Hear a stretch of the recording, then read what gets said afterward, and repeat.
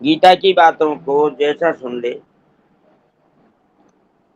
उसके प्रत्यक्ष से भी बढ़कर पूज्य भाव से वैसा का वैसा मानने वाले का नाम श्रद्धावान है। और उन बातों में कहीं भी किसी भी विषय में किंचित मात्र भी कमी न देखने का नाम अनसूय है। ऐसा श्रद्धावान और दोष दृष्टि से रहित मनुष्य गीता को केवल सुन भी ले तो वह भी शरीर छूटने पर संपूर्ण पापों से मुक्त होकर पुण्य कार्यों के शुभ लोकों को प्राप्त कर लेता है।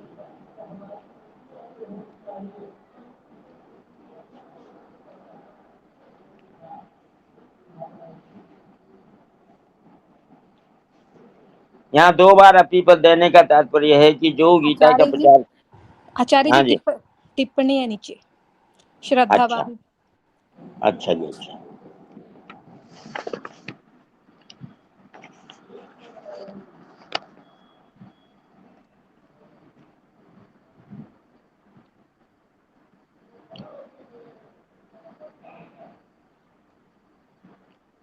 अभी बाद में आएगी दीदी। अभी नहीं है आचार्य जी, बाद में। श्रद्धावान है के ऊपर स्टार बनाया हुआ है ना? नहीं नहीं, करना पाठो ये 4 दोष हैं, यहाँ पे है। अच्छा, वो ऊपर स्टार लगा है लेकिन गलती से लगा है। ऊपर वाले श्रद्धावान के स्टार का कोई मतलब नहीं है, गलती से। ऐसा श्रद्धावान और दोष दृष्टि से रहित मनुष्य गीता को केवल सुन भी ले तो वह भी शरीर छूटने पर संपूर्ण पापों से मुक्त होकर पुण्य कार्यों के शुभ लोकों को प्राप्त कर लेता है। यहाँ 2 बार अपीपद देने का तात्पर्य है कि जो गीता का प्रचार करता है, अध्ययन करता है, उसके लिए तो कहना ही क्या है, पर जो सुन भी लेता है वह मनुष्य भी शरीर छूटने पर शुभ लोकों को प्राप्त हो जाता है। मनुष्य की वाणी में प्राय भ्रम, प्रमाद, लिप्सा और कर्णापाठव ये 4 दोष होते हैं। टिप्पणी में बताते हैं कि इन 4 दोषों का खुलासा कर रहे हैं। हाँ, जरा शुभ लोकों को बता दीजिए। शुभ लोक क्या है? क्या ब्रह्मलोक या भगवान के लोक? क्या कह रहे हो भाई जी? कह रहे हैं कि शुभ लोकों को प्राप्त होगा, जो गीता सुन लेगा वो शुभ लोकों को प्राप्त होगा। तो शुभ लोक मतलब सृष्टि के अंदर ब्रह्मलोक तक। नहीं नहीं, शुभ लोक का मतलब है यहाँ पे वैकुंठ धाम। अच्छा, भगवान का धाम, गोलोक, साकेत लोक, विष्णु लोक, साकेत ये शिव लोक, लोक, इसकी बात है। यहाँ शुभ लोक ये वापसी लौटने वाले नहीं है। अच्छा अच्छा, जी जी, और आगे आएगा। अच्छा अच्छा, ठीक है। तो मनुष्य की वाणी में प्राय 4 दोष होते हैं, जिनका नाम है भ्रम, प्रमाद, लिप्सा और कर्णापाठव। इनका विस्तार से वर्णन किया गया है टिप्पणी में। पहला है भ्रम। वक्ता जिस विषय का प्रतिपादन करता है उस विषय में वे बिल्कुल निस्संदेह ना हो, इसे भ्रम कहते हैं। दूसरा दोष होता है प्रमाद। वक्ता विवेचन में आलस्य, उपेक्षा, उदासीनता, तत्परता की कमी, लोग समझे या ना समझें, इसकी बेपरवाह करता है, इसे प्रमाद कहते हैं। तीसरा तीसरा दोष होता है लिप्सा। वक्ता की रुपए पैसे में, मान बढ़ाई में, आदर सत्कार में, सुख आराम आदि लौकिक पारलौकिक कुछ भी पाने की इच्छा हो, इसे लिप्सा कहते हैं। और चौथा, वक्ता जिन इंद्रियां, मन, बुद्धि, वाणी आदि से अपने भाव प्रकट करता है उन कर्णों में पटुता, कुशलता नहीं है और वह श्रोता की भाषा, भाव, योग्यता को नहीं जानता, इसे कर्णा पाठव कहते हैं। इसलिए मनुष्य की वाणी में, वक्ता में ये 4 दोष होते हैं। अतः मनुष्य की वाणी सर्वथा निर्दोष नहीं होती, परंतु भगवान की दिव्य वाणी में इन चारों में से कोई सा भी दोष नहीं रह सकता, क्योंकि भगवान निर्दोषता की परा अवधि है। अर्थात भगवान से बढ़कर निर्दोषता किसी में कभी होती ही नहीं। इसलिए भगवान के वचनों में किसी प्रकार के संशय की संभावना ही नहीं है। अतः गीता सुनने वाले को कोई विषय समझ में कम आए, विचार द्वारा कोई बात न जचे तो समझना चाहिए इस विषय को समझने में मेरी बुद्धि की कमी है, मैं समझ नहीं पा रहा हूं। इस भाव को दृढ़ता से धारण करने पर असूया दोष मिट जाता है। भगवान में अत्यधिक श्रद्धा विश्वास पूर्वक भक्ति होने पर भी असूया दोष नहीं रहता। चैतन्य महाप्रभु का एक भक्त था। भगवान आचार्य साहब प्रणाम, इसको थोड़ा और समझा दीजिए। अभी जो आप बोले हो नहीं समझ वे में रोज आए। गीता का पाठ करते हुए मस्त हो जाता था, गदगद हो जाता था और रोने लगता था। वे शुद्ध पाठ नहीं करता था, उसके पाठ में अशुद्धियां आती थी। उसके विषय में किसी ने चैतन्य महाप्रभु से शिकायत कर दी, देखिए प्रभु ये बड़ा पाखंड करता है, पाठ तो शुद्ध करता नहीं, रोता रहता है। चैतन्य महाप्रभु ने उसको अपने पास बुलाकर पूछा, तुम गीता का पाठ करते हो तो क्या उसका अर्थ जानते हो? उसने कहा नहीं प्रभु। फिर पूछा तो फिर तुम रोते क्यों हो? उसने कहा मैं जब अर्जुन वाच पढ़ता हूं तो अर्जुन भगवान से पूछ रही हैं ऐसा मेरे को प्रत्यक्ष दिखता है, और जब मैं श्री भगवान वाच पढ़ता हूं तब भगवान अर्जुन के प्रश्नों का उत्तर दे रहे हैं ऐसा मेरे को प्रत्यक्ष दिखता है। इस प्रकार भगवान श्री कृष्ण और अर्जुन का आपस में संवाद हो रहा है ऐसा प्रत्यक्ष दिखता है, परंतु अर्जुन क्या पूछते हैं और भगवान क्या उत्तर देते हैं ये मेरी समझ में नहीं आता। मैं तो उन दोनों के दर्शन करके राजी होता हूँ। उसकी ऐसी श्रद्धा भक्ति देखकर चैतन्य महाप्रभु बहुत प्रसन्न हुए। इस प्रकार की श्रद्धा भक्ति वाला मनुष्य गीता को केवल सुन भी ले तो उसकी मुक्ति में कोई संदेह नहीं रहता। वे शरीर छूटने पर संपूर्ण पापों से मुक्त होकर पुण्य कार्यों के शुभ लोकों को प्राप्त हो जाता है। यहाँ पुण्य कर्मणाम पद से सकाम भाव पूर्वक यज्ञ अनुष्ठान आदि पुण्य कर्म करने वालों को नहीं लेना चाहिए, क्योंकि भगवान ने उनको ऊंचा नहीं माना है। प्रत्युत उनके बारे में कहा है कि वे बार बार आवागमन को प्राप्त होते हैं। एतम भुक्त्वा स्वर्गलोकम विशालम क्षीणे पुण्यमत लोकम विशन्ति एवं तरिधम मनुपपन्ना गतागतम काम कामलभन्ति। 9वें अध्याय का 21वां श्लोक।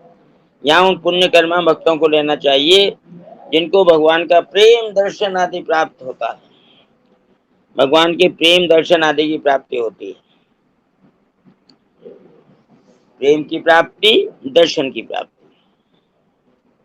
ऐसे पुण्यकर्मा भक्तों को अपने अपने इष्ट के अनुसार वैकुंठ, साकेत, गोलोक, कैलाश आदि जिन दिव्य लोकों की प्राप्ति होती है, असूया दोष रहित श्रद्धावान पुरुषों को गीता सुनने मात्र से उन लोकों की प्राप्ति हो जाती है।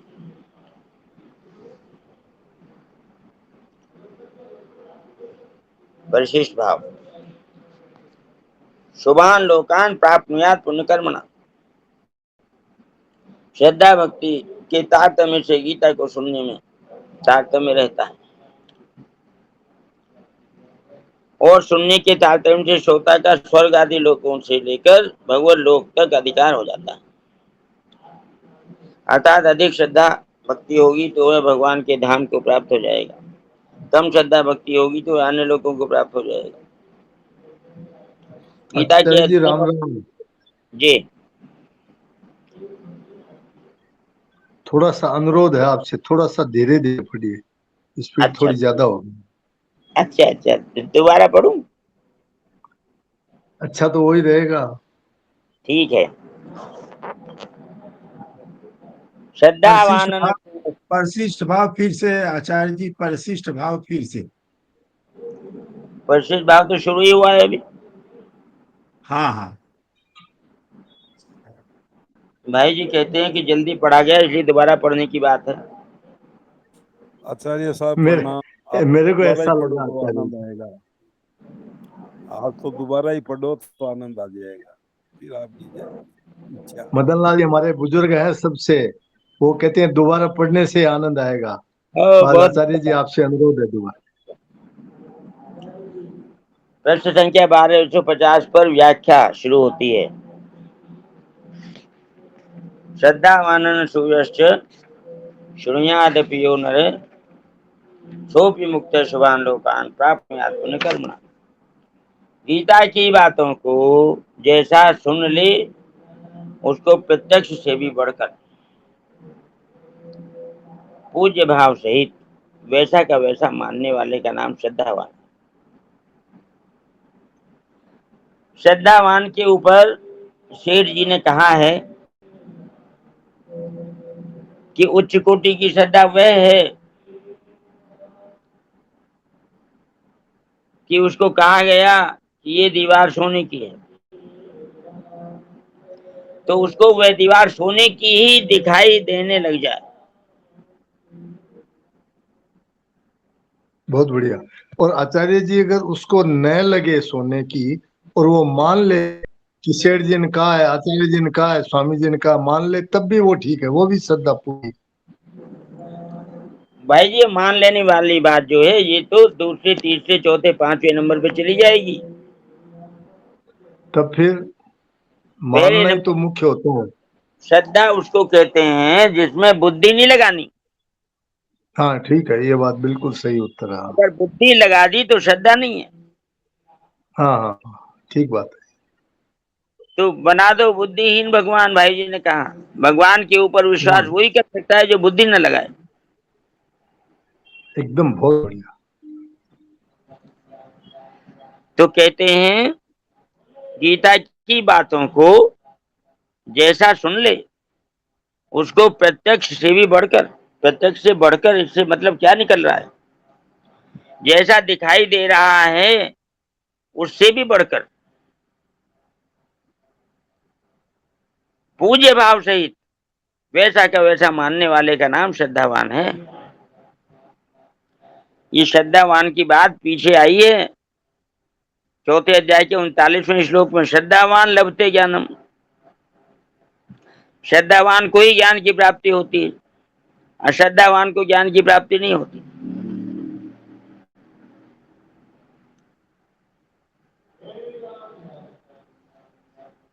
तो पहली बात हुई श्रद्धावान और दूसरी बात है अनसूया।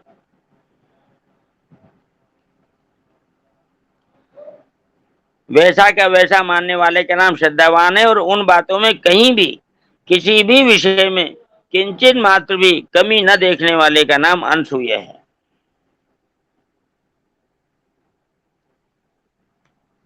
जिसके अंदर श्रद्धा की कमी है और जैसा मोहन भाई जी कह रहे हैं कि उसे नाम ही दिखाई दे तो वो मान ले, ये बात नहीं है। वो दोष दृष्टि हो जाएगी फिर कि चलो ये कह रहे हैं तो मान लेता हूं, है तो नहीं ऐसा। ये महापुरुष की बात का आदर तो हुआ, लेकिन जो बात कही जा रही है उसका आदर थोड़ी हुआ। महापुरुष का आदर तो हुआ लेकिन बात का आदर तो नहीं हुआ, बात का तो निरादर हो गया मन ये एक नंबर की बात ये नहीं है, मतलब ना। हम महापुरुष का आदर कर रहे हैं, महापुरुष की बात का आदर नहीं कर रहे। ये देखो कितनी गलत, कितनी कितनी छोटी बात है ये। स्वामी जी महाराज कहते हैं मेरा आदर करो और मेरी बात के ऊपर पांव रख दो। किंतु आचार्य जी स्वामी जी महाराज ये भी कहते थे कि ये जो मैं बातें आपको बताता हूँ इनको आप मान लीजिए, आप जैसा भी हो इसको मान लीजिए तो फिर ठीक हो जाएगा, ये भी कहते थे। तो मान लेना भी भाई जी वही है कि आप बुद्धि मत लगाओ कि ऐसा कैसे हो सकता है। हाँ, कि आपको जचे या नहीं जचे आप मान लीजिए खाली। मान लीजिए कि ये बात मानने लायक है, इस बात को मानने से लाभ है, ये सब दूसरे नंबर पे जाएंगी। पहले नंबर की बात तो ये है कि जो कहा जा रहा है अक्षरशः सत्य है। बहुत ठीक बात, यही बात है, बुद्धि आचार्य जी अपनी नहीं प्रणाम। लगानी चाहिए। आचार्य जी प्रणाम। जी बात यहाँ ये हाँ, फंसती है कि ये सोने की दीवार होती नहीं है। सोने की दीवार तो एक दृष्टांत है। हकीकत ये है कि जीवन मुक्त महापुरुष वो बात कह रहे हैं साधक के सामने जो मन बुद्धि अंतःकरण से अतीत की बातें हैं। जैसे आपने कहा ना कि बुद्धि मत लगाओ, तो वो बुद्धि वहां तक जाएगी नहीं जहां की बात वो कह रहे हैं। तो उनका कहना है कि जैसा कहा वैसा अगर मान लिया तो उसकी श्रद्धा उतनी एक नंबर की हो गई। अभी उसको न दिखाई देता है, न समझ में आया, न पकड़ पाया है, खाली मान लिया। और दूसरे वो हैं कि कहते हैं कि संत कह रहे हैं तो बात तो ऐसी होगी, अभी मेरे समझ में नहीं आ रही है। ये मध्यम वाले हो गए। और जो तीसरी वाली बात आप कह रहे थे कि अटकल लगाने लगा कि अरे कह तो रहे हैं संत हैं, अब हमको तो नहीं दिख रहा है, तो ये तो असूया दोष हो गया। तो बिल्कुल बात सोया। यही है कि हाँ, तो बात यह है कि इंद्रियातीत बातें महापुरुष कहते हैं। और ये कह रहे हैं कि तुम स्वयं चेतन हो, चेतन होकर के मान लो बाद में दिखने लग जाएगा। स्वामी जी यहाँ तक भी कह देते हैं कि अभी नहीं दिख रहा, बाद में दिखने लग जाएगा। क्यों? कि बात तो ऐसी है। इस पर जोर देते थे कि बात तो ऐसी है, इसको मान लो आप। जी प्रणाम। ये भाई जी स्वीकृति है जो स्वयं से होती है, यहाँ पे बुद्धि का प्रवेश ही नहीं है। बिल्कुल नहीं है, बिल्कुल नहीं है। हाँ आपको आचार्य जी, वो जो आचार्य जी जो संदीपनी थे ना, संदीपनी जी जो जी भगवान जी हाँ हाँ कृष्ण के गुरु थे। हाँ, जी जी तो हाँ जी उनके गुरु जी की यही बात थी। उन्होंने संदीपनी को कहा कि गुरु जी का बेटा ही था, बोले इसको कुएं में डाल दो। तो उन्होंने अपनी बुद्धि नहीं लगाई, सीधा कुएं में डाल दिया उन्होंने। यही बात है। बिल्कुल यही बात है। यही बात है। उन्होंने कहा, गुरु जी ने कहा कि आश्रम में आग लगा दो, तो उन्होंने सोचा ही नहीं कुछ भी कि गुरु जी कह रहे हैं बस बात खत्म, आग लगा देंगे। तो जी ये हाँ, होता है श्रद्धा, ये एक नंबर की बात है। ये एक नंबर की बात है।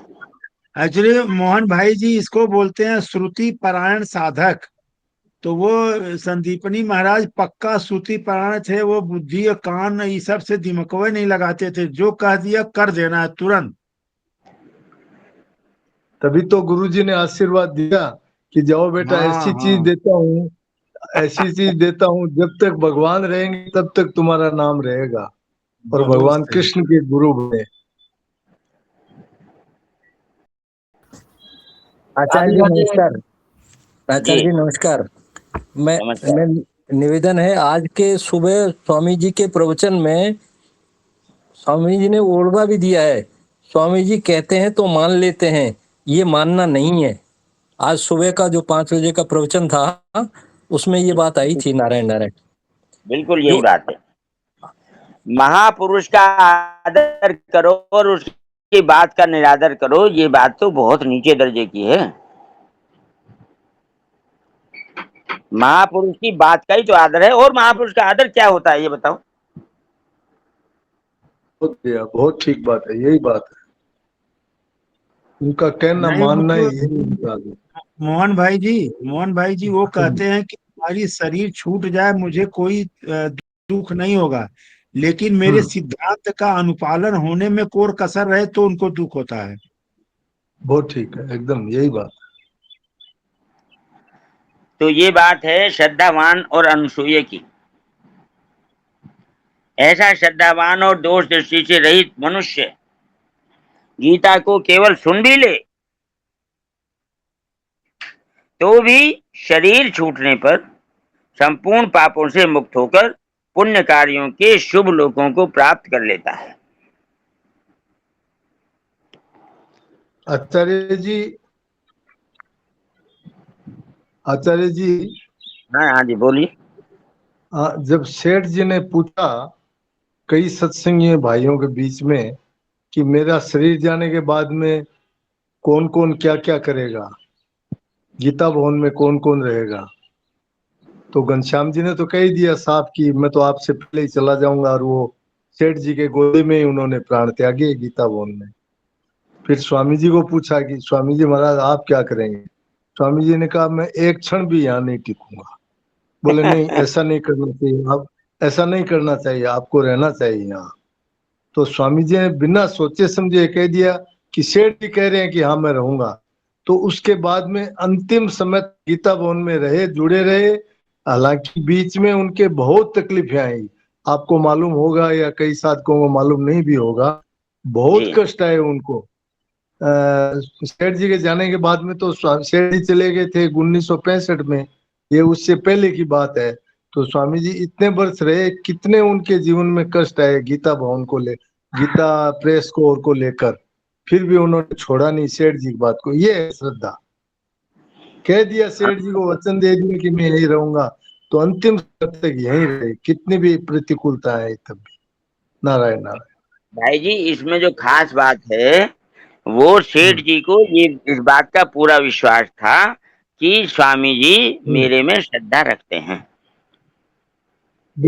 एकदम ठीक है, एकदम उनको ठीक स्वामी जी की जो है। श्रद्धा की भावना थी उसके ऊपर विश्वास था, इसी बल पे उन्होंने स्वामी जी को कह दिया कि आप मत जाना, और स्वामी जी हाँ ने स्वीकार हाँ, किया। बिल्कुल एकदम मुख्य बात ये है, एकदम ठीक कहा, बिल्कुल। यहाँ 2 बार अपी पद देने का तात्पर्य है कि जो गीता का प्रचार करता है, अध्ययन करता है, उसके लिए तो कहना ही क्या है, पर जो सुन भी लेता है वह मनुष्य भी शरीर छूटने पर शुभ लोगों को प्राप्त हो जाता है।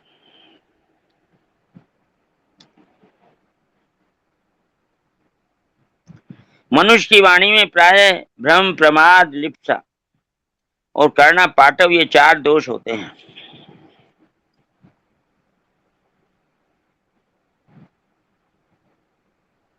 अतः मनुष्य की वाणी सर्वथा निर्दोष नहीं हो सकती, परंतु भगवान की दिव्य वाणी में इन चारों में से कोई भी दोष नहीं रह सकता, क्योंकि भगवान निर्दोषता की परा अवधि है। अर्थात भगवान से बढ़कर निर्दोषता किसी में कभी होती ही नहीं। इसलिए भगवान के वचनों में किसी प्रकार के संशय की संभावना ही नहीं है। अतः गीता सुनने वाले को कोई विषय समझ में कम आए, विचार द्वारा कोई बात न जंचे, तो समझना चाहिए कि इस विषय को समझने में मेरी बुद्धि की कमी है, मैं समझ नहीं पा रहा हूं। इस भाव को दृढ़ता से धारण करने पर असूया दोष मिट जाता है। भगवान में अत्यधिक श्रद्धा विश्वास पूर्वक भक्ति होने पर भी असूया दोष नहीं रहता। ये दो तरीके बताए असूया दोष न रहने के। एक तो अपनी बुद्धि की कमी माने, बात में कमी ना माने, जैसा स्वामी जी महाराज कहते हैं, मेरी बात समझ में ना आए तो भी मान लो, कल्याण हो जाएगा। और दूसरी बात है कि भगवान में अत्यधिक श्रद्धा विश्वास पूर्वक भक्ति होने पर भी असूया दोष नहीं रहता।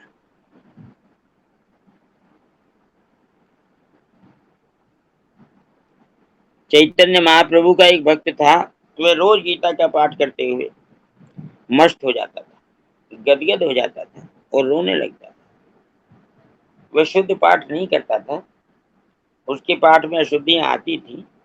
उसके विषय में किसी ने चैतन्य महाप्रभु से शिकायत कर दी कि देखिए प्रभु बड़ा पाखंड करता है, पाठ तो शुद्ध करता नहीं, रोता रहता है। चैतन्य महाप्रभु ने उसको अपने पास बुलाकर पूछा, तुम गीता का पाठ करते हो तो क्या उसका अर्थ जानते हो? उसने कहा नहीं प्रभु, फिर पूछा, तो फिर तुम रोते क्यों?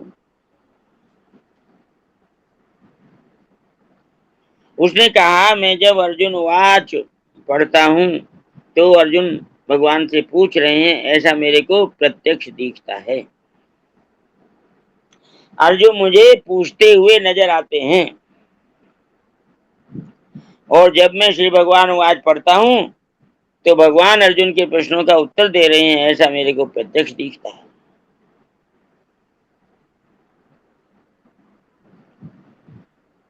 इस प्रकार भगवान श्री कृष्ण और अर्जुन का आपस में संवाद हो रहा है, ऐसा प्रत्यक्ष दिखता है।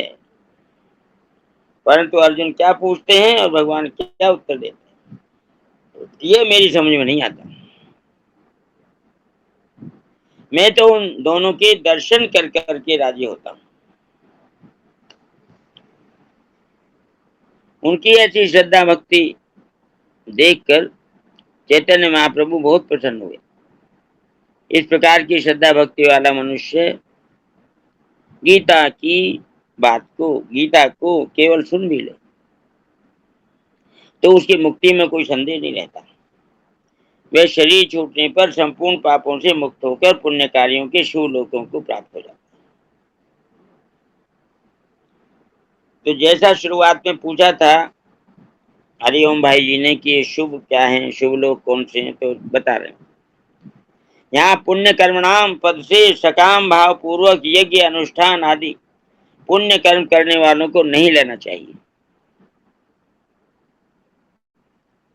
क्योंकि भगवान ने उनको ऊंचा नहीं माना है। प्रत्युत उनके बारे में कहा है कि वे बार बार आवागमन को प्राप्त होते हैं। गतागतम काम कामा लभन्ते, 9वें अध्याय का 21वां श्लोक।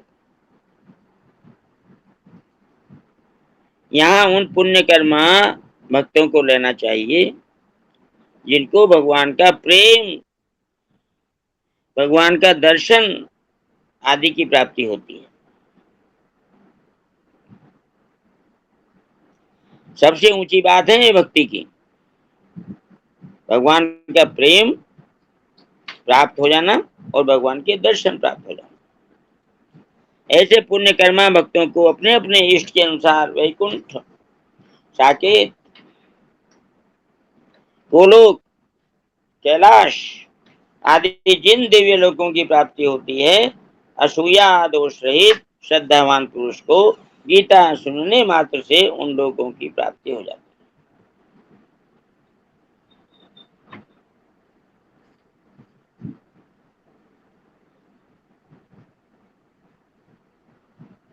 आचार्य जी 9वें अध्याय के 21वें श्लोक है, पढ़वाइए थोड़ा इसको, अर्थ भी सुने। पढ़ के बताऊं भाई जी? हाँ हाँ, वो सविता जी होंगे, सविता जी। नहीं, मैं पढ़ता हूँ इससे, प्रबोधनी से। अच्छा, हाँ, पढ़िए पढ़िए। तेतं भुक्त्वा स्वर्गलोकं विशालम् क्षीणे पुण्ये मर्त्यलोकं विशन्ति एवं त्रयी धर्ममनुप्रपन्ना गतागतं कामा लभन्ति।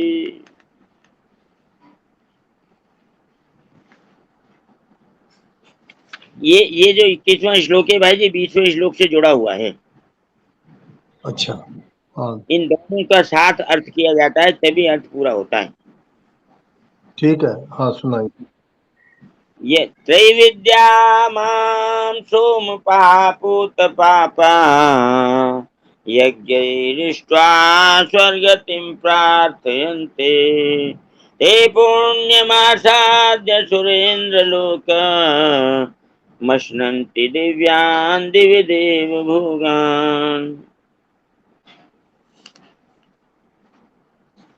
यहाँ ऐसे मनुष्यों का वर्णन है जिनके भीतर संसार की सत्ता और महत्ता बैठी हुई है और जो भगवान की अविधि पूर्वक उपासना करते हैं। ऐसे मनुष्यों की उपासना का फल नाशवान नहीं होता। सकाम अनुष्ठान करने वाले मनुष्य के जब स्वर्ग के प्रतिबंधक पाप नष्ट हो जाते हैं तब वे स्वर्ग में चले जाते हैं। स्वर्ग का सुख भोगते भोगते जब उनके स्वर्ग के प्रापक पुण्य नष्ट हो जाते हैं, तब वे पुनः मृत्यु लोक में आ जाते हैं। इस प्रकार कामना के कारण मनुष्य आवागमन को प्राप्त होता रहता है, संसार चक्र में घूमता रहता है।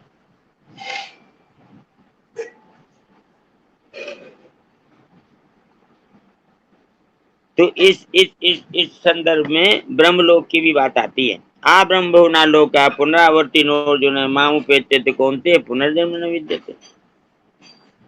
8वें अध्याय का 16वां श्लोक है।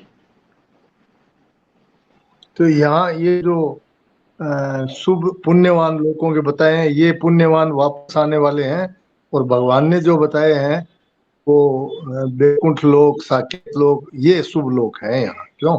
उसमें सबसे छोटी बात जो बताई है वो है मुक्ति हो जाती है उनकी, और उससे ऊपर ही ऊपर है वैकुंठ लोक में चला जाना, साकेत में लोक में चले जाना, यानी भगवान को प्राप्त हो जाना, भगवान का सानिध्य प्राप्त हो जाना। मुक्ति ये ब्रह्मलोक तक जो जाना है ये तो है जन्म मरण, और शुभ पुण्य लोकों की जो बात की गई है वह है जन्म मरण से मुक्ति।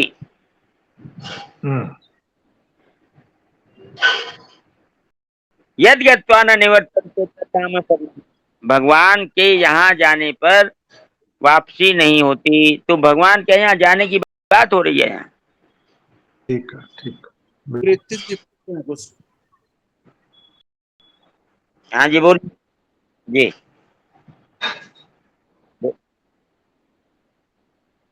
क्या?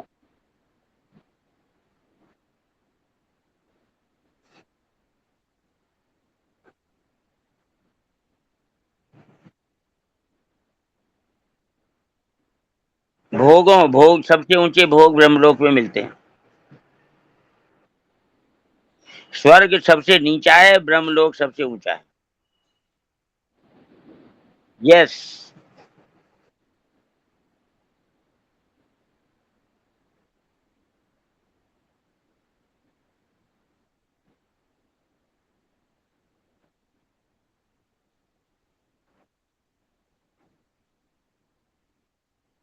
इनके बारे में दो तरह की बातें आती हैं। एक तो ये है कि लोग सोचते हैं कि हम मरने के बाद जाएंगे वहां, और एक होता है कि जीते जी जाएंगे। तो जो जीते जी जाने पे विश्वास करते हैं उनके लिए कोई लोक नहीं है, उनके लिए तो सब जगह भगवान है, सब जगह भगवान के लोक है। और जो यही मानते हैं कि मरने के बाद ही मिलते हैं, जीते जी नहीं मिलते, तो वो फिर इंतजार करते हैं विमान का, विमान आएगा लेने, हम तब जाएंगे वहां। तो ये जो है ये बात दूसरे नंबर की हुई। जीते जी ही वहां जाया जा सकता है, भगवान की कृपा पर भरोसा करके, भगवान से अपनापन।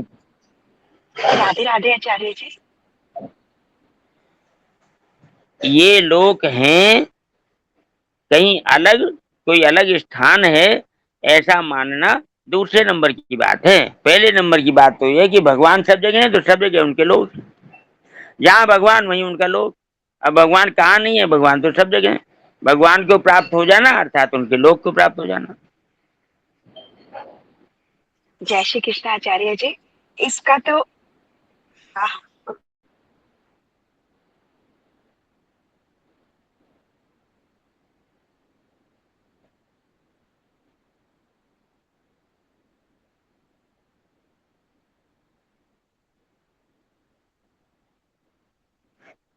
जीवन मुक्ति सबसे ऊंची है,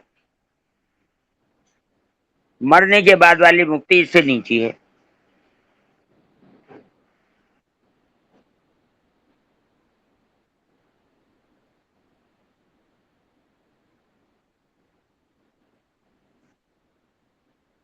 वो तो देखो अपनी बुद्धि की बात है, इसमें कोई श्रेष्ठता वाली बात नहीं है, भगवान सब बराबर है।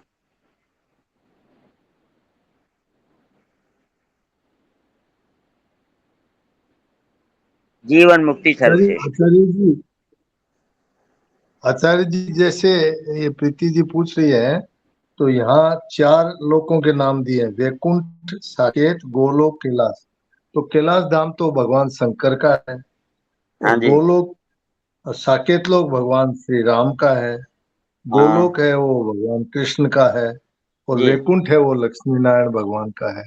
हाँ ऐसे जी, हाँ मूल जी। रूप में जो साधारणतया जो बातें चलती हैं उसी के हिसाब से मैंने आप लोग बताया। हाँ, हाँ, बिल्कुल यही बात है।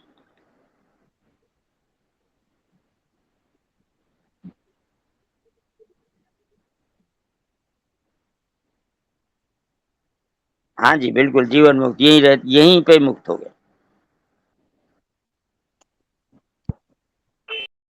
नारायण हाँ नारायण जी, आचार्य। हाँ जी, नारायण बोलिए। नारायण। बंसल जी पूछ रहे थे हाँ पहले, जी, रेणु जी एक मिनट रुको।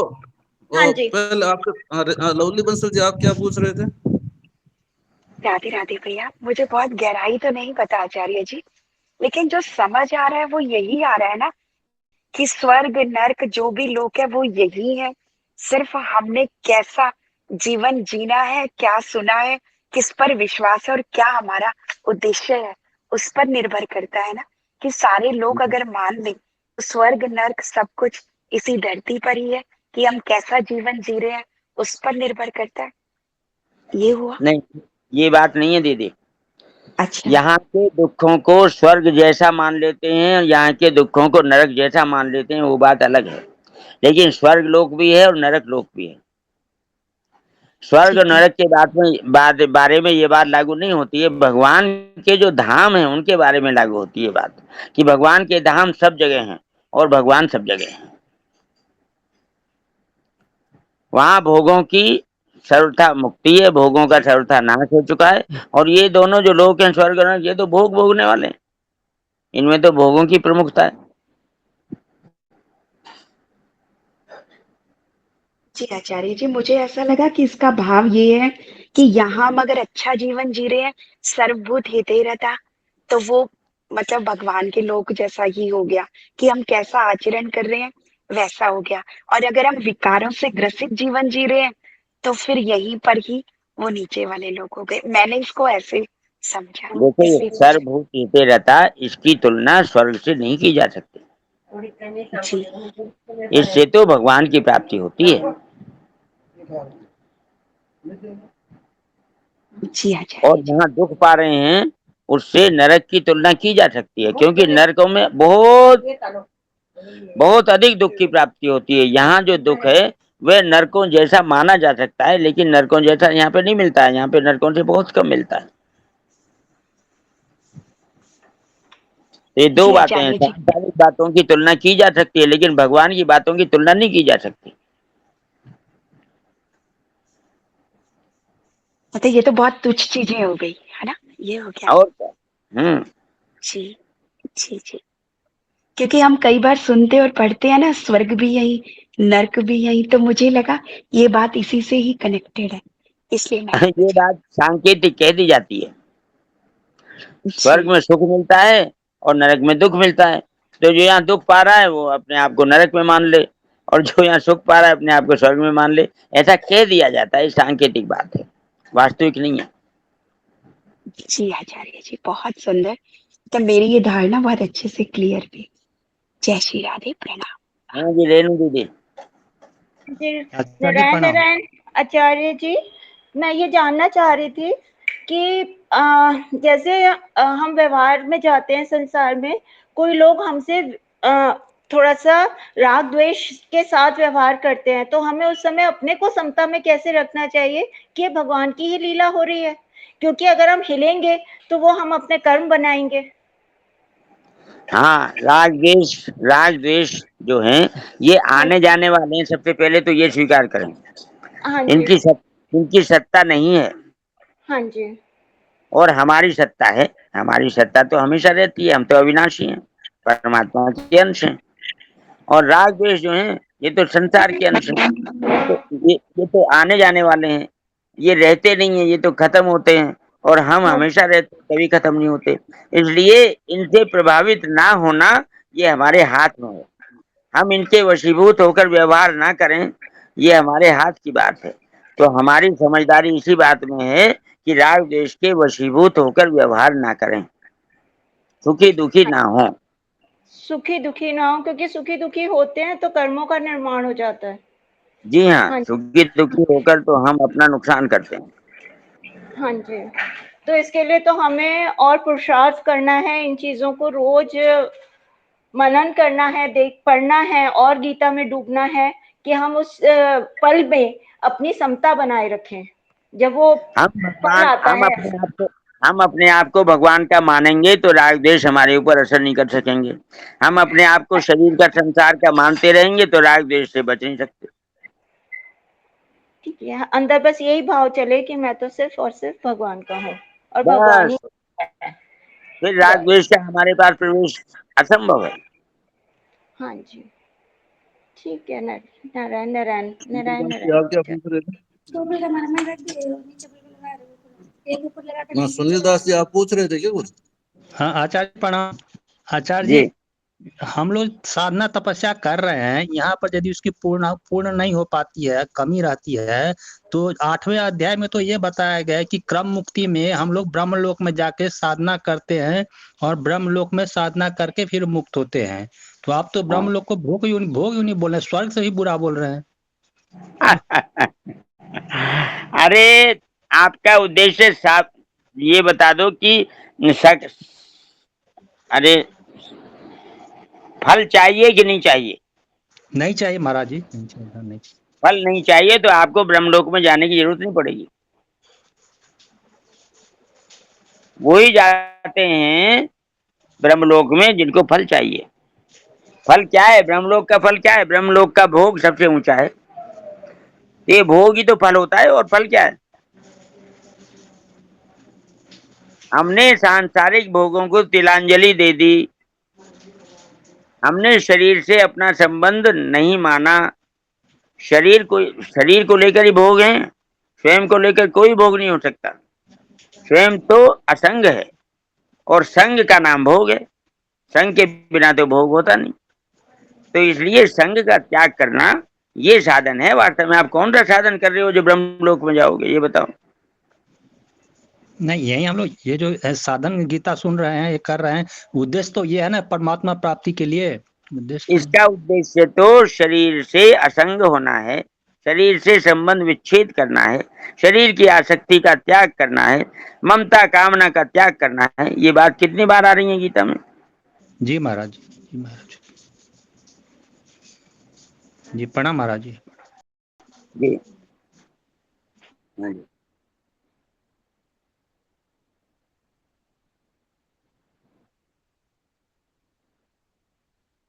हाँ जी वही।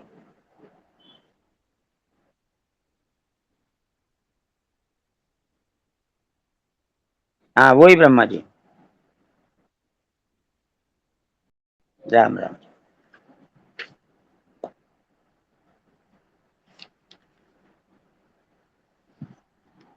हाँ जी भाई जी, आगे बढ़े। आचार्य जी एक बार बीच में इतना ही बता दो, एकादशी का व्रत 21 तारीख को ही है ना? ये 21-22 गीता भवन से लिखे आते हैं, इसलिए कंफ्यूज हो जाते हैं आपको, इसलिए पूछ रहे हैं। आपने तो 21 तारीख पहले दे रखी है हमें।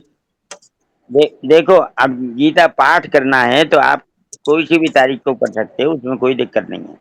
मैंने 21 इसीलिए लिखा था कि 21 तारीख को एकादशी है पूरे दिन, और 22 को चली जाएगी। अब यहाँ तो पिछली बार भी दोनों हुई थी, इस बार भी ऐसा लगता है दोनों होंगी, क्योंकि यहाँ सत्र चल रहा है। मैंने आज बोलना था मुझे, क्योंकि परसों एकादशी है।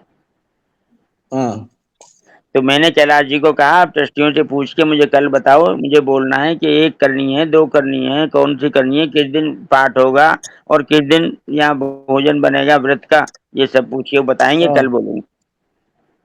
अच्छा अच्छा अच्छा अच्छा। आजकल कैलाश जी के हाथ में है ये सब। अच्छा अच्छा अच्छा अच्छा, प्रसारण। तो ठीक है, थोड़ा सा एक बार बीच में आचार्य जी क्षमा करना, मैं बोल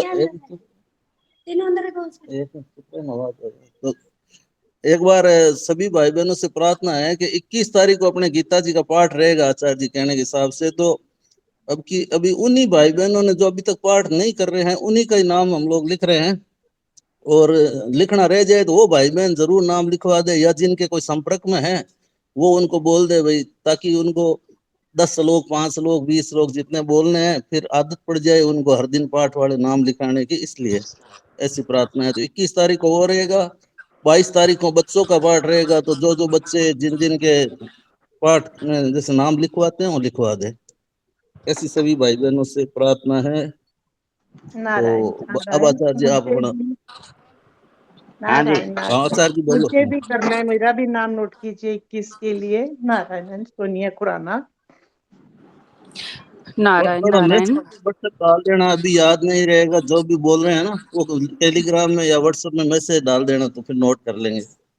जी जी नारायण नारायण। बाकी आचार्य जी का कहना है कि कोई भी वो इस बात की जैसे वो बहम नहीं रखे, भाई हमारा एकादशी में नाम नहीं लिख रहे हैं। अब जो हम डेली कर रहे हैं निष्काम भाव से कर रहे हैं, तो एकादशी द्वादशी सब एक ही है अपने लिए। तो इसलिए अपने उसका कोई वो नहीं करना है कि भाई बाद में मेरा भी नाम लिख दो, हम मेरा भी जैसे लिख दो। तो सनातनियों में जिन्होंने आचार्य कभी जी थोड़ा गीता आप और जिंदगी में क्लियर नहीं कर पढ़ी। दो इसके बारे में, नहीं एक तो क्या आध है ये हम बात लोग हाँ देखो, हमारा नाम आया ना आए, एकादशी के दिन हमको पाठ करना है, ये उद्देश्य होना चाहिए। तो नहीं पाठ सुन महाराज के भी उद्देश्य वैसा ही यही होता है है। और करके भी वैसा ही होता है। तो इसमें कोई बात नहीं, आपका नाम आए या ना आए, आप तो लाइव उस पे टेलीग्राम पे जुड़िए और साथ साथ म्यूट होते हुए पाठ करते रहिए साथ साथ, क्या दिक्कत है इसमें? नहीं नहीं ऐसा ही होता है नारायण जी, हमेशा ही ऐसा होता है। लेकिन फिर भी एक लगता है ना कि कभी गीता पढ़ी नहीं, जिसने पूरे ऑनलाइन कभी ना पढ़ी और उसको मौका मिले, और इतने बड़े प्लेटफॉर्म पे सबके साथ आप लोगों के साथ हमें मिला ये मौका, तो उसका हाँ भी हाँ, तो तो रीजन मुझे है ना। ध्यान रखो। नारायण नारायण। तो सुरेश जरूर भाई, नाम लिखना। तो इस तरह के है ना जिन्होंने नाम अभी, हाँ वो आचार्य जी बोलो। बड़े प्लेटफॉर्म का ध्यान रखो। हाँ जी, मैंने कुछ पूछना था महाराज जी। हाँ जी, हाँ जी, स्थित प्रज्ञ होने के बाद की अवस्था आप बताओगे हमें? किसके होने पे? स्थित प्रज्ञ। स्थित प्रज्ञ जो होता है वो तो भगवान को प्राप्त हो जाता है।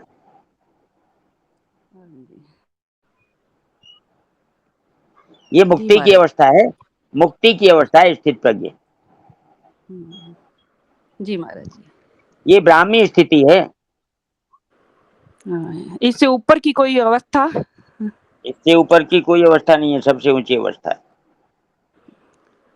जी राम राम जी। भोग और संग्रह की आसक्ति से ही पुनर्जन्म होता है। सुनिए, भोग और संग्रह की आसक्ति से ही पुनर्जन्म होता है। इसलिए जिस मनुष्य में भोग और संग्रह की आसक्ति है, वह यदि पुण्य कर्मों के प्रभाव से ब्रह्मलोक तक चला जाए तो भी उसे लौटकर जन्म मरण में अर्थात दुखालय संसार में आना ही पड़ता है। ब्रह्मलोक तक के सभी लोगों की प्राप्ति कर्मों का फल है। जब प्रत्येक कर्म का आरंभ और अंत होता है तो फिर उसका फल अविनाशी कैसे होगा? परंतु परमात्मा की प्राप्ति कर्मों का फल नहीं है। अतः परमात्मा की प्राप्ति होने पर फिर वहां से लौटकर दुखालय संसार में नहीं आना पड़ता। ये व्याख्या थी प्रबोधिनी के अनुसार 8वें अध्याय के 16वें श्लोक की। अब हम अपने विषय पर पुराण वापस आते हैं। परिशेष भाव। आचार्य जी। हाँ जी। आचार्य जी राम राम। हाँ राम राम जी। स्थित प्रज्ञ में जो स्थित प्रज्ञ में जो स्थित हो जाता है, हाँ। तो वो तो अपने स्वरूप में स्थित हो जाता है, उसको तो परमात्मा की प्राप्ति हो जाती है। हाँ हाँ। तो उसके बाद में फिर वो अगर भक्ति के संस्कार है तो फिर भगवान के प्रेम में चला जाएगा। परमात्मा की प्राप्ति हो गई, अब तो बात यहाँ से आगे की है। हाँ, उससे आगे की है। वहां से वापसी तो है नहीं। नहीं, वापसी का सवाल ही नहीं, जब वो स्वरूप में स्थित आगे हो गया तो आगे आप कितना आगे तो आप चाहो तो जा सकते हो। ठीक है। आगे अभी जाके जैन ने पूछा ना, दुर्लभ स्थित प्रज्ञ के बारे में पूछा ना। दुर्लभ भाई जी, दुर्लभ महात्मा बन सकते हो। आचार्य जी प्रणाम। हाँ जी। आचार्य जी ये स्थित प्रज्ञ और ब्रह्मभूत एक ही है? दोनों एक हैं। धन्यवाद धन्यवाद। देखो, हाँ, दूसरे अध्याय का 72वां श्लोक बोलो। ईशा ब्राह्मी स्थिति पार्थ नैनं प्राप्ते विमुह्यति स्थित्वा स्यामन्त कालेऽपि ब्रह्म निर्वाणमृच्छति। हे प्रथानंदन, यह ब्राह्मी स्थिति है। इसको प्राप्त होकर कभी कोई मोहित नहीं होता। इस स्थिति में यदि अंतकाल में भी स्थित हो जाए तो निर्वाण ब्रह्म की प्राप्ति हो जाती है, ऐसा कहा है।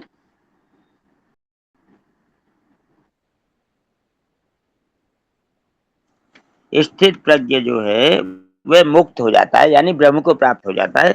ब्रह्म की प्राप्ति के बाद में सगुण साकार अर्थात समग्र की प्राप्ति शेष रह जाती है। वह उसको भी चाहे तो प्राप्त कर सकता है।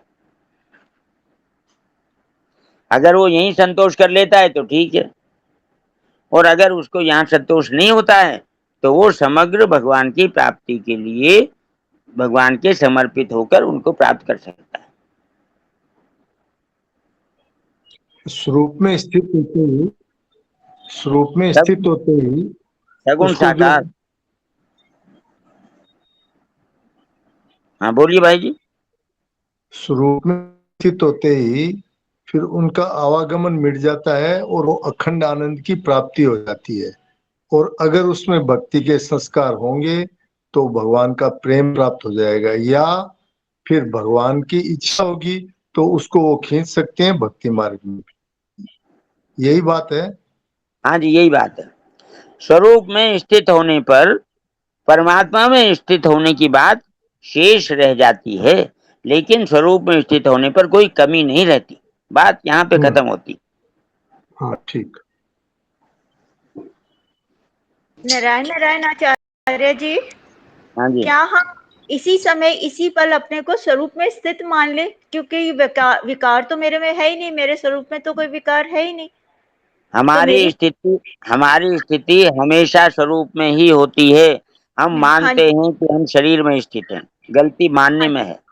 स्थिति तो हमेशा स्वरूप में रहती है। अगर हम ये सुधार लें, हम मान लें कि मैं स्वरूप में ही स्थित हूँ, ये शरीर मेरा है ही नहीं, ये हमेशा ही ये स्मृति रहे, तो वो मुक्ति ही तो है आचार्य जी। बिल्कुल मुक्ति है। हाँ जी आचार्य जी राम राम जी। आचार्य जी, मेरे दो प्रश्न हैं। एक तो करण सापेक्ष तो मन के द्वारा स्वरूप में स्थित होता है, और करण निरपेक्ष विवेक के साधन से होता है। तो इसको करण निरपेक्ष विवेक के साधन से ये थोड़ा समझाएं। अभी अभी जो बात हो रही थी जी, जो बहन जी ने पूछा था, वो यही बात थी। विवेक के द्वारा हम अपने आप को स्वरूप में स्थित मान सकते हैं, और मन के द्वारा हम संसार में स्थित रहते हैं। विवेक की प्रधानता है तो हम स्वरूप में स्थित हैं, और मन की प्रधानता है तो हम संसार में स्थित हैं। अच्छा, तो आचार्य जी स्वरूप में स्थित होना अलग है, और फिर स्वरूप में स्थित हुए तो एक हो गया, और फिर परमात्मा में तो ये दो हो गए ना। देखो, स्वरूप में स्थित होना यानी शरीर से छूट गए जी, और भगवान में स्थित होना यानी भगवान से मिल गए। तो फिर वो दो छूट जाएगा। आप ये देखो कि आप गए हुए थे कहीं विदेश जी, और विदेश से फ्लाइट पकड़ के आप अपने देश आ गए जी, और फ्लाइट आके उतर गई दिल्ली, मुंबई, कलकत्ता, जहां भी। वहां से घर तो अभी दूर रहा ना। जी, इतनी दूरी। वहां से चल के आपको घर तक और पहुंचना है। जी, तो वही आचार्य जी, इतना ही फर्क है। हाँ, बीच में मैं भी ये पूछ रही थी कि एक तो आचार्य स्थिति का मतलब ये हुआ कि मुक्त, उसके बाद प्रेम की स्थिति, ये हुई ना? हाँ? जी हाँ। हाँ हाँ, पहले तो सिर्फ स्वरूप में स्थिति मतलब मुक्ति, लेकिन बाद में प्रेम की स्थिति मतलब भगवान का प्रेम, भगवान तक जाना या भगवान से एक में होना, है ना? मुक्ति का मतलब है दुख खत्म हो गए।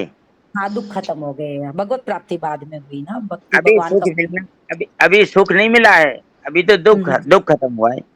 हाँ, दुख खत्म हुआ, बिल्कुल यही मैं समझ रही थी। बस तो सुख तब मिलेगा जब भगवान से मिलेंगे। बिल्कुल। मतलब स्वरूप महाराज में स्थित होने के हाँ बाद आचार्य जी भगवान से प्रेम हो जाए, बस वही हो गया फिर। हाँ महाराज जी जी ने संजीवनी में बार बार बोला है ना कि मुक्ति पहले और मतलब ये तो खाली मुक्ति है, प्रेम तो अभी बाद में पड़ा है भगवान के लिए। जैसे आपने बोला कि मुक्ति स्टेशन हुआ मुक- और उसके बाद मुक्ति हम मुक- अपने घर जाएं। मुक्ति मुक्ति से आगे की चीज है भगवान का प्रेम। प्रेम है, बिल्कुल राम जी राम। जी। और एक आचार्य जी चुप साधन की अटकल बताइए। चुप साधन की अटकल तो चुप हो जाना ही है। और ऊपर से मुंह से चुप नहीं, मन से अंदर से। बाहर भीतर दोनों तरफ से चुप होना। सबको वश में कर लेना, मन बुद्धि इंद्रियां, नहीं, विवेक सबको छोड़ देना। छोड़ देना, जो हो रहा है हो रहा है। सबसे संबंध विच्छेद कर लेना, अर्थात किसी से संबंध ना मानना। जी। ये चुप साधन है। जी, ये आने जाने वाली है, उनको चलने दो, यही। बिल्कुल। जी आचार्य जी, हमारा उनसे धन्यवाद। कोई मतलब नहीं। आचार्य जी प्रणाम। जी आचार्य जी, जो महापुरुष मुक्त हो जाते हैं लेकिन वह भी तो लौट कर जो संसार में कारक पुरुष के रूप में आते हैं, वो कौन होते हैं? वो भगवान को प्राप्त हो गए होते हैं, वही लौट के आते हैं। भगवान की इच्छा से आते हैं, अपनी इच्छा से नहीं आते वो। जी महाराज जी, हम लोगों का कर्म बस मजबूरी है, वो अपने स्वेच्छा से भगवान की इच्छा से आते हैं। नारायण कारक नारायण, पुरुष। स्थिति प्रज्ञ जी के जिसके मन में अभिलाषा, भय और क्रोध नष्ट हो चुके हैं, ऐसा विवेक की मनुष्य को स्थिति प्रज्ञ कहेंगे। जी दोबारा बोलो।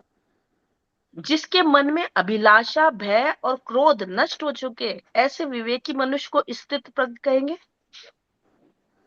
निर्ममो निरहंकार, ये है स्थित प्रज्ञा। विहाय कामान्य सर्वान पुमान चरति निष्प्रिय, निर्ममो निरहंकार से शांति में गच्छति। दूसरे अध्याय का 71वां श्लोक। हाँ ठीक है। ये स्थित जिस प्रज्ञा। मनुष्य में दुख, ठीक है, निंदा स्तुति नहीं करता। हाँ, कुछ नहीं। अच्छा, धन्यवाद। जब मनुष्य कामना, स्पृहा, ममता और अहमता से छूट जाता है, तब उसे अपने भीतर नित्य निरंतर स्थित रहने वाली शांति का अनुभव हो जाता है। यह नित्य निरंतर रहने वाली शांति ब्रह्म की प्राप्ति है। मूल में अहमता ही मुख्य है। सबका त्याग करने पर भी अहमता शेष रह जाती है, पर अहमता का त्याग होने पर सबका त्याग हो जाता है। अहमता से राग, राग से आसक्ति, आसक्ति से ममता, ममता से कामना, कामना से फिर अनेक प्रकार के विकारों की उत्पत्ति होती है। साधक के लिए पहले ममता का त्याग करना सुगम पड़ता है। ममता का त्याग होने पर कामना, स्पृहा और अहमता का त्याग करने की सामर्थ्य आ जाती है। वास्तव में हम कामना, स्पृहा, ममता और अहमता से रहित हैं। यदि हम इनसे रहित न होते तो कभी इनका त्याग न कर पाते, और भगवान भी इनके त्याग की बात नहीं कहते। सुषुप्ति में अहमता आदि के अभाव का अनुभव सबको होता है, पर अपने अभाव का अनुभव कभी किसी को नहीं होता। हम हमेशा रहते हैं, अहमता नहीं रहती। अहमता को हम पकड़े रहते हैं, इसको छोड़ दें तो हम मुक्त।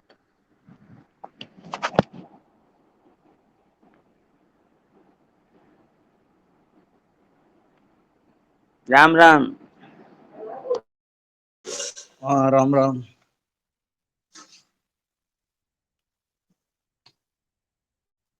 आचार्य जी, एक मन में प्रश्न है कि जैसे अब प्रचार प्रसार के यार इतना महत्व है इसका हो रहा है, तो ये हम लोग जैसे अब ये जैसे ऐसे ही एक दो साधकों को जैसे जोड़ते हैं करते हैं, तो ये भी एक तरह से प्रचार में ही उसमें ही आएगा क्या भाई? किसी को जैसे कह के लगवा दिया, हाँ भाई ऐसे साधक संजीवनी पढ़ रहे हैं, ऐसे गीता जी का पाठ हो रहा है, तो वो भी जैसे उसमें ही जैसे वही लाभ मिलेगा क्या जो अपने पहले प्रचार की रहती थी, भाई किताबें ऐसे बांटनी चाहिए, ऐसे करना चाहिए? हाँ बिल्कुल, यही वास्तव में प्रचार, सर्वोत्तम प्रचार यही है कि लोगों को साधक संजीवनी से परिचित करा देना, और लोगों को ये समझ में आ जाए कि संसार में आकर्षण नहीं है, आकर्षण तो भगवान में है। संसार का आकर्षण छोड़ने लायक है और भगवान का आकर्षण पकड़ने लायक है। और आचार्य जी कई एक मिनट आचार्य जी, बहुत जने ऐसे जो लगे हैं ना, वो कहते हैं कि हम तो जैसे पता ही नहीं था साधक संजीवनी इतनी बातें इतनी सरलता से लिखी हुई, हम तो सोच रहे थे भाई अभी तो मैम था गीता जी में तो ऐसे हमारे तो समझ में नहीं आती, गीता जी तो वो है, गीता जी तो वो है। अब जैसे सुन रहे हैं तो वो कह रहे हैं कि ये तो इतनी सरल है, इतनी जैसे अच्छी अच्छी बातें इसमें आ रही है। तो अब लोगों को जैसे साधक संजीवनी से अब सुनने के बाद ही पता लगा है ये बात। भाई जी हरिओम जी से पूछ के देखो कि साधक संजीवनी इतनी मोटी जो लोगों को दिखती है, क्या ये और होती तो ज्यादा अच्छा ना होता? हरिओम भाई जी जुड़े हैं तो बताएं। ठीक बात। हाँ जी हरिओम जी। इसको देख के लोग कहते हैं जी बहुत मोटी है। अरे बिना पढ़े मोटी कैसे कहती, पहले उसको पढ़ो तो सही, तो पता लगेगा कि ये और होनी चाहिए थी। हाँ तो ये बातें अपने देखो आचार्य जी की या जैसे मान लो स्वामी जी महाराज की सुन के अपने सबको सोचना चाहिए। अभी 140 बहन भाई अपने जुड़े हुए थे, तो ये देखो सभी के प्रयास से हुआ, किसी एक के प्रयास से नहीं है। तो थोड़ा और अपने प्रयास करें, कितना धर्म का कितना काम लाभ का है। जैसे घर बैठे कहीं जाना नहीं और नहीं जाना, और ऐसी ऐसी अवस्था में बैठे हैं लोग जो घरों में कहीं जा नहीं सकते, उनका समय नहीं व्यतीत हो रहा, बड़े परेशान है। तो ऐसे थोड़ा थोड़ा सभी अपने प्रयास करें तो बहुत लाभ होगा, बहुत धर्म का काम है। ऐसी सभी भाई बहनों से अपने प्रार्थना है कि थोड़ा सा अपने मिल के प्रयास करेंगे ना तो ही होगा, ऐसे एक से नहीं होगा। और दूसरी बात एक और, मोहनलाल जी भाई जी आप बोलो, जैसे आप कई बार कहते हो कि अब काम बढ़ रहा है तो आप लोग किसी को आगे क्यों नहीं लाते, तो आप थोड़ा सा बोलो सबको कि भाई अभी ऐसा अपने है, हाँ ऐसा है अभी हमारे ये जो अभी चर्चा चली है, ये अजय जी जिंदल और सुरेश जी, किसी की बड़ाई के रूप में हम नहीं कहते हैं, ये दोनों ने इस संस्थान को खड़ा किया है। और इनका एकमात्र यही भाव है कि प्रत्येक घर में वृद्ध माता पिता है, चल आज आ जा सकते नहीं है वो, या पढ़ नहीं आता है, या कई ताश पत्ती में लगे हुए हैं, कई दूसरे दूसरे कामों में, तो उनको हम जोड़ें, ज्यादा से ज्यादा जोड़ें उनको। तो ये काम इसमें ऐसा है कि जिंदल जी भी अनेक संस्थाओं से जुड़े हुए हैं गीता के प्रचार की, तो उनको भी समय नहीं है। सुरेश जी भी दिन रात इसमें लगे हुए हैं, तो और भाई बहन इसमें आगे आए। आगे आने का भाव ये है कि वो जोड़े। फिर यहाँ जैसे एकादशी के एकादशी के आजकल तो दोनों समय गीता जी के पाठ होते हैं, उनमें भी सुरेश जी का सहयोग करें। तो सब रूप से जो अपना समर्पित भाव से जिन्होंने ऐसा समझ लिया है कि यहाँ का जीवन जो है वो भगवान के लिए ही है, वो इसमें आगे आए और सुरेश जी से और इनसे जिंदल जी से जुड़े, क्योंकि ये दोनों आदमियों के ऊपर इतना भार है, दिन रात लगे हुए हैं। तो सब भाई बहन से प्रार्थना है कि जो भी अपना समय दे सके इसमें जुड़े, ये बात मुख्य रूप से। आचार्य जी एक बात आप थोड़ी सी हम लोगों को क्लियर कर दो कि हम लोगों के मन में रहता है, कई भाई बहनों के फोन आते हैं कि भाई हम तो ये काम करेंगे, लिस्ट बनाना फलाना, तो हमारा तो साधक संजीवनी गीता जी का पाठ छूट जाता है, तो फिर हम वो क्यों छोड़ेंगे, हम तो वो जरूरी है। तो एक वो भी हमारा यही काम है क्या, उसमें भी इतना ही लाभ मिलेगा या उसमें कम मिलेगा? नहीं नहीं, देखो काम एक होता है और उसको करने में सहायता अनेक लोगों की होती है। तो जितने लोग सहायक हैं उन सबको वही फल मिलेगा जो काम करने वाले को मिलता है। इसका उदाहरण हमारे मोहन भाई जी अच्छी तरीके से बता सकते हैं। सेठ जी ने गीता की टीका लिखवाई थी, तत्ववेचनी टीका, और उस टीका को लिखवाने में बहुत लोग सहायक थे। स्वामी जी भी सहायक रहते थे और भी बड़े बड़े लोग, विद्वान लोग भी थे। और एक क्या नाम है, मुझे नाम याद नहीं आ रहा, वो स्लेट पे लिखवाते थे, भी स्लेट पे से वो फेयर कर लिया करते थे, लिख देते थे। तो वो स्लेट धोने वाले एक सज्जन थे, तो सेठ जी ने बात क्लियर की कि स्लेट धोने वाले को भी वो ही फल मिलेगा, वही पुण्य मिलेगा जो लिखवाने वाले को मिलता है, लिखने वालों को मिलता है, बोलने वालों को मिलता है। आचार्य जी एक बात और कि वो जो गीता भवन में या गीता प्रेस में किसी को झाड़ू लगाने का भी काम मिल जाता है ना, तो वो भी उसी को भी उतना ही लाभ होगा जितना जैसे वो दिन रात इसमें लगे हुए हैं पाठ करते हैं उनको भी। देखो ये बात तो गीता में भी आई है कि माला जपना और लाठी घुमाना, झाड़ू लगाना और माला घुमाना, इन दोनों कामों में कोई अंतर नहीं है, दोनों क्रियाएं हैं, भाव का फर्क है। आप अगर बेकार समझ के माला भी फेर रहे हो तो उसका कोई लाभ नहीं, और आप अगर श्रद्धा पूर्वक झाड़ू लगा रहे हो कि ओह ये तो मेरे भगवान का काम है, अरे यहाँ तो देखो सज्जन लोग आके, साधक लोग आके यहाँ पढ़ाई करेंगे, यहाँ सत्संग सुनेंगे, तो वो काम सबसे ऊंचा काम है। तो क्रिया का महत्व नहीं है, भाव का महत्व है। हम अगर कोई व्यक्ति अकेला कुछ काम में लग जाए तो क्या वो सफल हो सकता है? सहायकों की जरूरत होती है, हमको सहायक बनना चाहिए। हम भगवान के काम में सहायक बन रहे हैं, हम गीता साधक संजीवनी के पढ़ने वाले लोगों को उत्साहित कर रहे हैं, उनकी सेवा कर रहे हैं। भगवान की सेवा और भगवान के जनों की सेवा में कोई अंतर नहीं है। भगवान अपनी सेवा से उतने प्रसन्न नहीं होते जितना अपने जनों की सेवा से प्रसन्न होते हैं। तो ऐसा बहुत सुंदर, बहुत अब भाई इस बात को सोच के कि ये भगवान का काम है, इस काम में जी जान से लग जाए। ये काम इतनी मुश्किल से इतना बढ़िया काम शुरू हुआ है, ये काम लोगों की कमी की वजह से या लोग कम रहे इस वजह से अगर ये काम छोटा हो जाए, कम हो जाए, बंद हो जाए तो कितने दुख की बात होगी। ये काम तो उत्तरोत्तर बढ़ना चाहिए। अरे शरीर किस काम आएगा? भगवान के काम नहीं आएगा तो किसके काम आएगा? हमको कभी भी संतोष नहीं करना चाहिए भगवान की ओर चलने में। नहीं जी नहीं, बहुत इतना हो गया और जरूरत नहीं, नहीं, जितना हो सके उतना, ज्यादा से ज्यादा। इसलिए सुरेश जी हो, चाहे जिंदल जी हो, चाहे मोहन जी हो, ये हमारे आदर्श हैं। हमको इनका अनुकरण करना चाहिए, इनका अनुगामी बनना चाहिए, इनका सहायक बनना चाहिए, जिससे ये कार्य उत्तरोत्तर प्रगति को प्राप्त होता रहे। ये भगवान की प्रसन्नता को प्राप्त कराने वाला कार्य है। न च तस्मान् मनुष्येषु कश्चिन् मे प्रियकृतम् भविता न च मे तस्मात् धन्य प्रियतरो भवि। ये गीता जी का प्रचार हो रहा है, भगवान का सबसे ज्यादा प्रिय कार्य है। तो भगवान के प्रिय कार्य में हमारा सभी अगर सहयोग होता है तो इससे बढ़िया और क्या बात हो सकती है? इससे अच्छा कोई काम हो ही नहीं सकता। आप इस बात को लिख के रख लो, आप कुछ भी करो इससे नीचे ही रहेगा, क्योंकि आचार्य भगवान ने जी स्वयं मेरे मन में भी यही था कि हम ना बैठकर पूजा पाठ बहुत ज्यादा नहीं कर पाते। यूं लगता है अब ये लिस्ट बनानी है, अब इस ग्रुप की बनानी है, अब इसकी करनी है, अब इसकी करनी है, तो यूं लगता था कि खुद का साधन तो कुछ कर ही नहीं पा रहे। कहीं ना अच्छा कहीं आप मन में ना। एक बात बताओ बहन जी, आपके परिवार में 10 लोग हैं, जी अब भोजन सबका बनाओगे या केवल अपना? सबका। सबका बनाने में बहुत टाइम लगेगा, अपना बनाने में थोड़ा सा ही लगता है। जी तो कैसा लगेगा ये बताओ? नहीं, पहले यूं रहता है सब खा ले, मैं तो बाद में जो बचेगा मैं तो अपनी बता रही हूँ। गीता में आया है जो अपने लिए ही पकाता है वह तो पाप ही खाता है।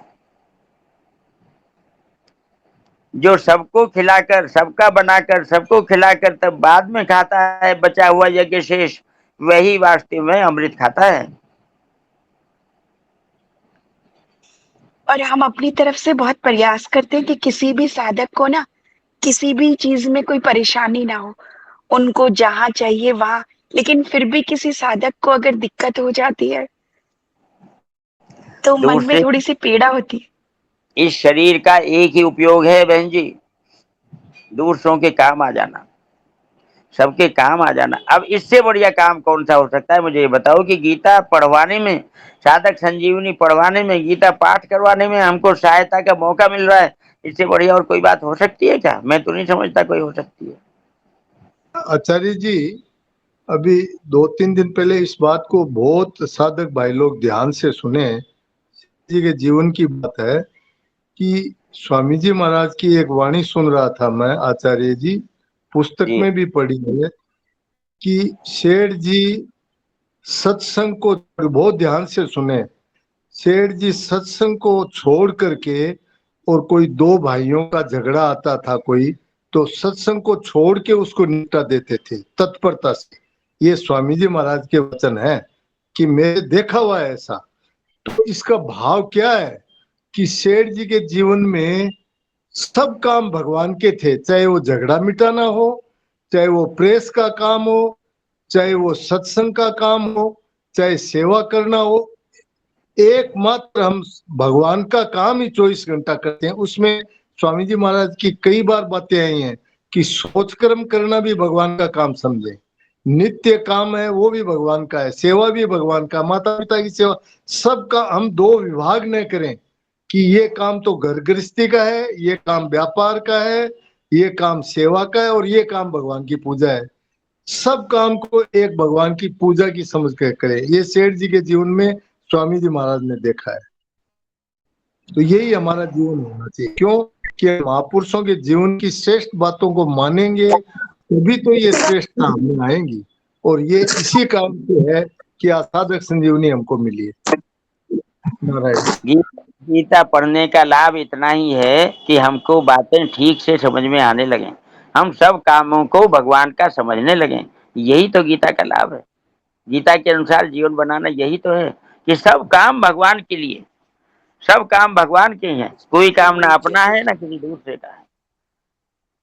जिन लोगों की पंचायती करके सेठ जी ने उनकी वेमनत से हटा दिया, वो सब फिर सेठ जी के हो गए या नहीं हो गए, ये बताओ, रह सकते हैं बिना हुए? जीवन सुधार गया, आस पड़ोस का सबका, गांव का गांव बदल गया। सेठ जी ने उनकी पंचायती करके उनको भगवान में लगा दिया। आप ये क्यों नहीं देखते? बिल्कुल ठीक बात।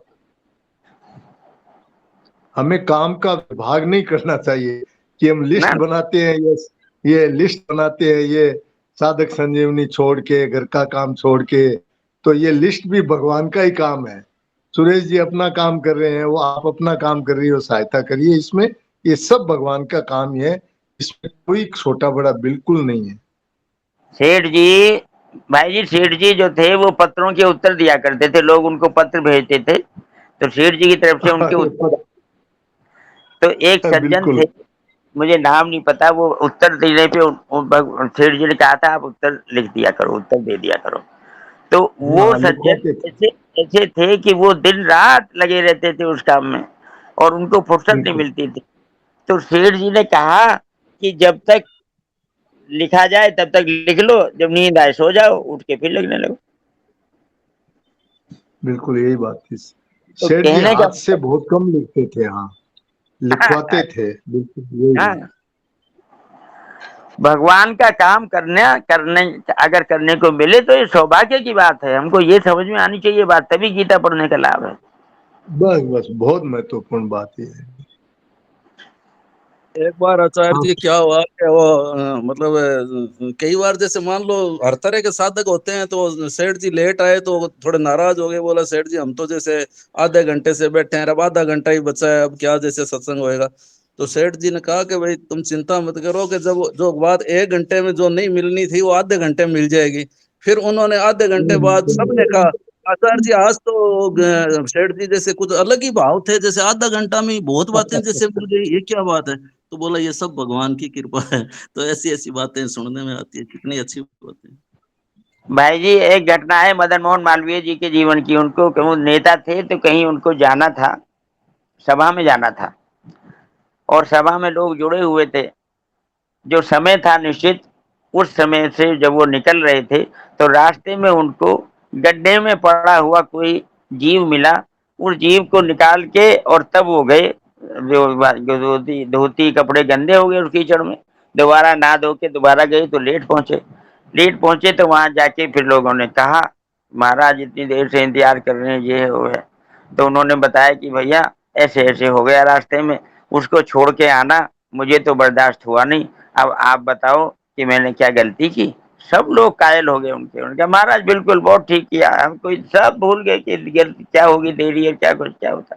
तो क्या है कि भगवान की सेवा, भगवान के जनों की सेवा, इसमें कोई अंतर थोड़ी है। कहीं जाके व्याख्यान देना है और रास्ते में कोई मान लीजिए आदमी मर रहा है और उसको बचाने में आपको सहयोग देने का सौभाग्य प्राप्त हुआ है, तो आप उसे छोड़ के अगर व्याख्यान देने जाते हो तो मन में ग्लानि रहेगी, आपको प्रसन्नता प्राप्त नहीं होगी। आप उस काम को करके जाओ, भले ही लेट हो जाओ। गधे की बात आती है कि गधा प्यासा मर रहा था और जा रहे हैं रामेश्वर जी को जल चढ़ाने, साथी सब आगे निकल गए, नामदेव जी या एकनाथ जी जो भी थे वो पीछे रह गए और गधे को जल पिलाया तो उनका जल तो वहीं चढ़ गया, भगवान शंकर ने वहीं प्रकट होके स्वीकार कर लिया। किस समय पे क्या हो जाएगा ये पता नहीं है, इसलिए हमको अपनी भावना भगवान में हमेशा बनाए रखनी चाहिए। जो काम है भगवान का है, हर काम में भगवान दिखने चाहिए। सुंदर बातें, बहुत अच्छी बातें हैं। तो अपने सभी को इतनी बातें सुन के सभी को अपने ये कोशिश करनी है कि देखो कुछ भी नहीं कर सकते तो अपने 1 2 3 जो भी अपने आपस में परिवार में संपर्क में है उनको इसमें जोड़ो। अपने को जो लाभ हो रहा है उनको भी लाभ होएगा, अपने को जो बातें मिल रही है उनको भी मिलेगी। और ये बहुत बड़े धर्म का काम है। अपना कुछ लगता नहीं है, मेहनत कुछ है नहीं, फिर भी आपको लगता हो टाइम नहीं है तो हम लोगों को नंबर भेज दो, आप भाई ये नंबर है इनको जोड़ना है। बाकी हम जैसे उनको फोन करना जोड़ना वो करवा देंगे। तो इतना करके करो जिससे अभी जैसे 140 है तो अपने थोड़ा प्रयास करेंगे तो कितना बढ़िया हो जाएगा। चलो बहुत अच्छी चर्चा हुई। अभी किसी ने कोई पद भजन सुनाना हो तो वैसे तो खैर वो राम ज्योति जी आप जुड़े हुए हो क्या? कल आपने व्हाट्सअप करा था अभी मेरे को सुनना है तो आज सुना दो, कल तो हमने देखा लेट था वो व्हाट्सअप। हाँ राम जी राम, प्रणाम। हाँ राम राम जी सुना दो। असली सहारा।